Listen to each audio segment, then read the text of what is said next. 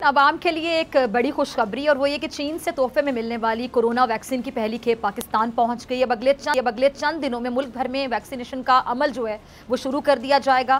पहले कोविड-19 के खिलाफ जंग लड़ने वाले फ्रंट लाइन हेल्थ वर्कर जो केयर वर्कर्स हैं उनकी बारी आएगी और दूसरे मरहले में जो वैक्सीन है पहले 60 और फिर 50 साल से ज़ायद उम्र के लोगों को लगाई जाएगी और अगले 4 से 5 महीने में आबादी के बड़े हिस्से को ये वैक्सीन लगा दी जाएगी।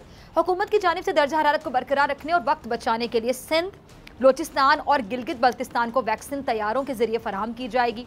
वैक्सीनेशन के पहले मरहले के लिए पंजाब में 189 और सिंध में 14 मराकज़ कायम किए गए हैं और खैबर पख्तूनख्वा की अगर मैं बात करूँ वहाँ पे 280, बलोचिस्तान में 44 और इस्लामाबाद में 14 वैक्सीनेशन सेंटर कायम किए जा चुके हैं। आज़ाद कश्मीर में 25 और गिलगित बल्तिस्तान में 16 मराकज़ के ज़रिए वैक्सीनेशन की जाएगी।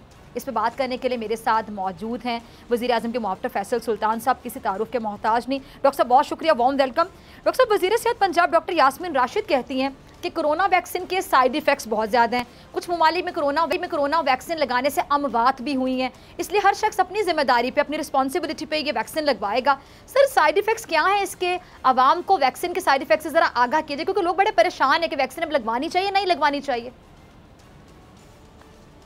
चाहिए जी, मेरे ख्याल से उनकी बात शायद लोग प्रॉपर्ली या समझ नहीं पाए या शायद वो प्रॉपर्ली कम्युनिकेट नहीं हुई। तो बहुत ज़रूरी है कि हम जो इसका बचाव का एलिमेंट है उसको अपने सामने रखें और हमारे माशरे के लिए मजमूई तौर पे और हमारे लिए इनफरादी तौर पे और हमारे ख़ानदान और अपने अजीज़ व अकारिब के लिए बहुत ज़रूरी है कि हम इस बीमारी के बचाव में शामिल हों इस वैक्सीन के ज़रिए।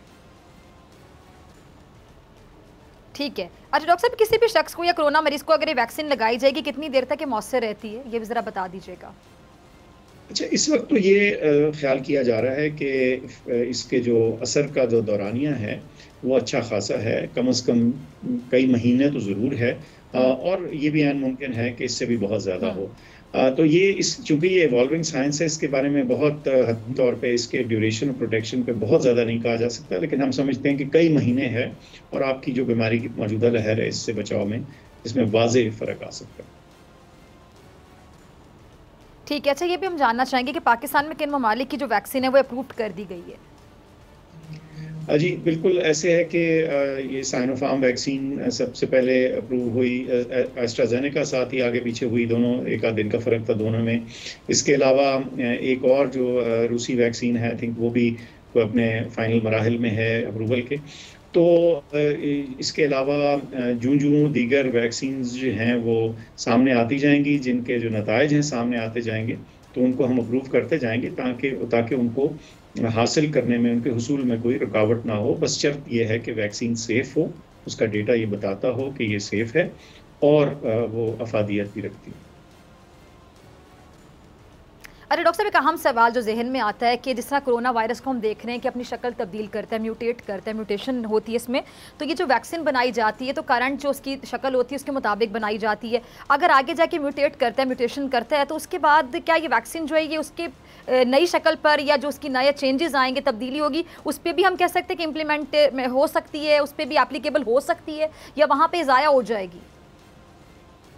अभी तक तो जो एदाद शुमार सामने हैं इसकी अफादियत के हवाले से, म्यूटेंट्स के सामने जो स्ट्रेन्स हैं, वेरिएंट्स हैं, उसके अभी प्रोटेक्शन चल रही है। ऐसी कोई चीज़ नहीं कि प्रोटेक्शन जो है वो कम हो गई। थोड़ी बहुत तो तब्दीली लोगों ने देखी, कम से कम एक आध वैक्सीन से, लेकिन अभी हम कॉन्फिडेंस के साथ कह सकते हैं कि जितने इस वक्त स्ट्रेन्स हैं उनके खिलाफ जो तमाम मौजूदा वैक्सीन हैं वो अपना असर रखेंगी। क्या फ्यूचर में इसमें कोई चेंज आ सकता है? ये मुमकिन है, लेकिन आमतौर पर जब वैक्सीन बनाई जाती हैं तो जो जरासीम का, ये बड़ी साइंटिफिक तौर पे थोड़ी सी गहराई वाली बात है लेकिन मेंशन कर देता हूँ कि उसका जो बड़ा कंजर्व्ड पोर्शन होता है, मीनिंग कि वो हिस्सा जरासीम का जो बहुत ज़्यादा तब्दील नहीं होता, आमतौर पे वैक्सीन उसके ख़िलाफ़ डिज़ाइन की जाती है। लेकिन बहरहाल ये एक दौड़ वैक्सीन और वायरस के दरमियान रहती है और जिस पे नज़र रखने की ज़रूरत है। ठीक है। अच्छा डॉक्टर साहब, वैक्सीन भी आ गई है, अल्लाह के करम से चंद दिनों में ये मुल्क भर में जो वैक्सीनेशन का अमल है ये भी शुरू हो जाएगा, तो हम ये कह सकते हैं, हम एक्सपेक्ट कर सकते हैं कि इस साल के एंड तक हमारी इस वबा से जान भी छूट सकती है? वबा से इंशाल्लाह जान छूटेगी, लेकिन इस पे एक टाइम स्केल लगाना ज़रा मुश्किल है। लेकिन मैं समझता हूँ कि अगले 1 साल में काफ़ी सिचुएशन बेहतर हो सकती है, ख़ास तौर पे वैक्सीन के इस्तेमाल से, और जबकि ये दुनिया भर में जब इस्तेमाल होना शुरू हो जाएगी तो मैं समझता हूँ कि ये वबा की सूरत हाल बहुत बेहतर हो जाएगी और इसमें बहुत चांस है कि हम नॉर्मल की तरफ वापस आना शुरू हो जाएं। सब्सक्राइब करें और बेल दबाएं ताकि कोई खबर रह न जाए।